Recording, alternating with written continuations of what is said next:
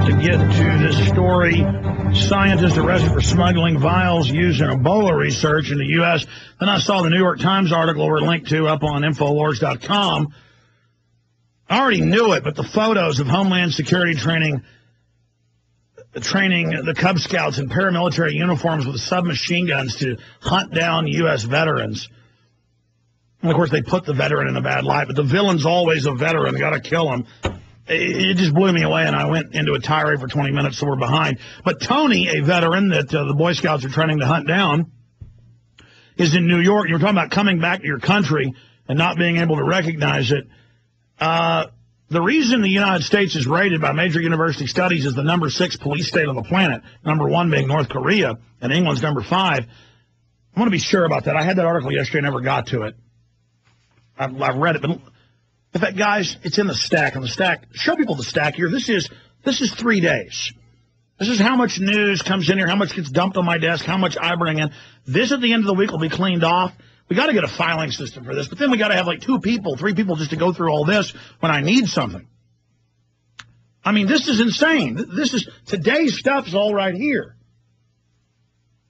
Anyways, the point is that once they say we can secretly arrest you and secretly hold you and torture you, even if it's not implemented fully, the next step is total tyranny.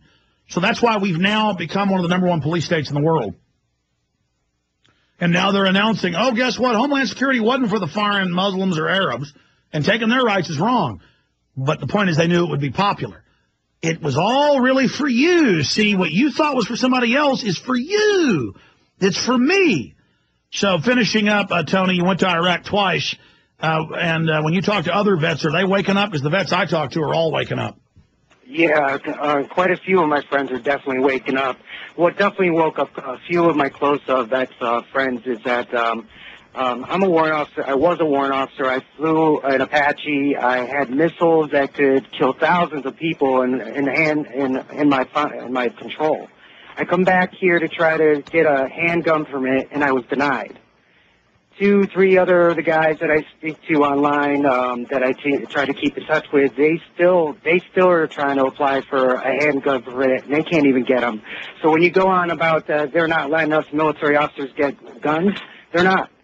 I mean, I just don't understand how they can let us turn around and have missiles, access to missiles, but then when we go to apply for a handgun for our own protection in our own home, we get denied. No, I know. God bless you, sir, and I appreciate your call. Most people accuse me of exaggerating. It is the opposite in almost every case. I have studied the thousands of pieces of data coming in, and I can officially tell you, and we even have mainstream news admitting large portions of it, that they are phasing in not allowing veterans to own firearms. Now, you've seen the DHS report saying you're the main target of the enemy. You got the Boy Scouts training with machine guns to come kill you, right out of Nazi Germany, right out of Soviet Russia. I mean, right out. I mean, they're going down every type of tyranny there is and doing it. And it was all set up decades ago. It doesn't matter if it's George Bush or Barack Obama. The agenda's the same, but it's all coming to a head under Obama. He's their closer, as George Humphrey has said eloquently here on air. I mean, absolutely. He is the closer. He is the guy that's doing all of this. So it just absolutely boggles my mind and makes my head spin that this is going on. And there is no doubt. Remember, Clinton tried it in 2000 right before he left office. There was the article about 86,000 vets put on a list not be able to own guns, and they wouldn't say why. And now the head of the White House, chief of staff, says, we're going to put you on a no-gun list like a no-fly list. And then now they've introduced the bill saying we'll secretly say you can't own guns, and the Attorney General can ban any guns he wants. Just give him the power. It's happening. British reporters for one of the biggest newspapers in the world, London Guardian, goes to Greece and tries to photograph a huge hotel with our leaders illegally meeting in it to set policy, Logan Act, and they come and arrest him twice. They don't care if he's with one of the top 10 papers in the world. None of that matters now. All right, I'm going to shut up and go to our guest. Now, I saw a YouTube video of her giving a speech, and in 5 minutes, she boiled everything down I try to explain about the CPS and the bounties on taking kids and how there's no due process. She's State Senator 50th District. Senator Schaefer serves a constituency in 8 counties that make up 50th District in Georgia. She's got a long, illustrious career out there fighting corruption. She's also the head in her state of the Eagle Forum. And so she now joins us, and we appreciate her standing up eloquently and fighting this. And so we appreciate Senator Schaefer for coming on. Nancy, it's good to have you here with us. Thank you. It's good to be on with you. Appreciate all you're doing. Thanks for holding while I was ranting for 5 minutes about the DHS document saying veterans are the #1 threat to Homeland Security. Yeah. Were you aware they're training the Boy Scouts for gun confiscation? Well, I've heard that they are training boys. I didn't know that it's Boy Scouts. Yeah, it's Boy Scouts, school groups, public school groups. So this is just one.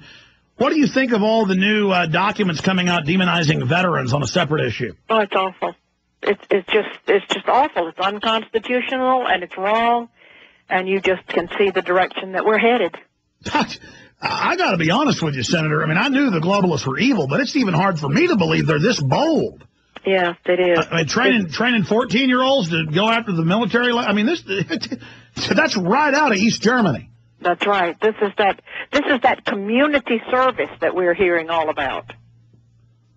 Absolutely. But it certainly has a different definition, doesn't it?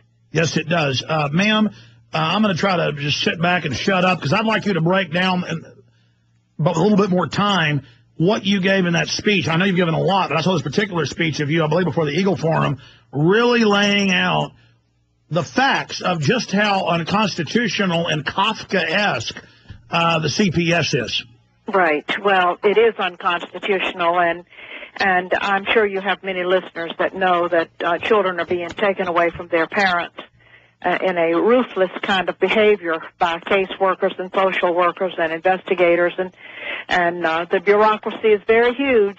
That also includes lawyers and judges and therapists and others who take these children from their parents without a cause.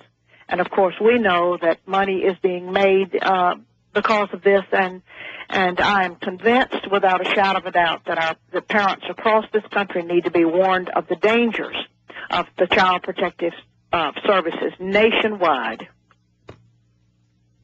You want me to just continue on, don't you? Sure, Senator, lay it out. The Department of Child Protective Services has become a protected empire that we see going on around us, and it's built on taking children and separating families.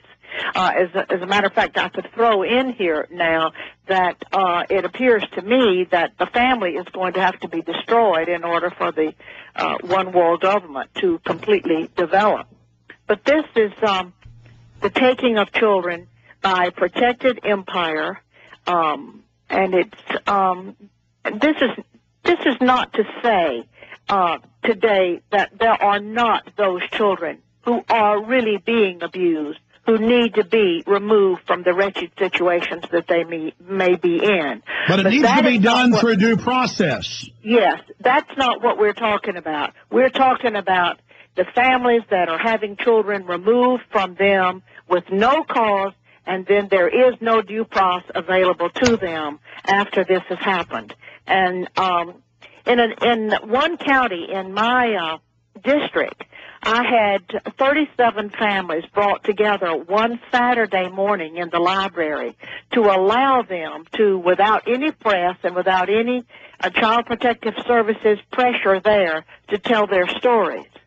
And it was absolutely unbelievable to hear these parents, single dads, single mothers, telling and other parents telling their stories of how their children had been picked up in the middle of the night, off of the school buses, out of schools, out of hospitals, even while they are nursing, and these families had never seen those children again. You have never seen such agony, such suffering, and such crying.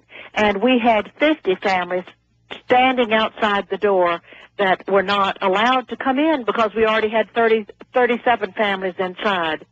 It was truly just seeing the work of the